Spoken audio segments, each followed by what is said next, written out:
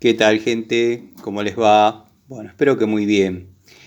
Ayer en la charlita me había olvidado el nombre de la marca de mi máquina de soldar de 200 amperes de mi eléctrica.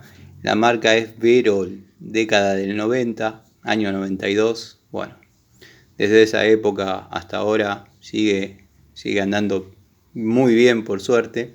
Y miren que en esa época todavía no era un gran soldador, pero la maquinita se la rebancaba. Bueno, la marca es B-Roll. Me salía Durol anoche en la charlita. Se ve que bueno, el espíritu de Larry andaba dando vueltas y nada, me salía Durol, B-Roll. Década del 90, 200 amperes, suelda muy bien hasta electrodos de 4 milímetros. Yo he hecho costuras, la verdad que de forma muy interesante.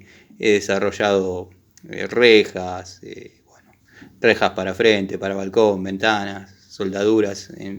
Incluso con electrodos finitos he cambiado zócalos. Si bien no soy chapista, no soy buen chapista, pero con esta maquinita verdaderamente he hecho un montón de cosas. Verol, década del 90. Tengo que cambiarle los cables para los amigos observadores, pero bueno, nada. Siempre está en funciones, entonces cuesta pararla a veces.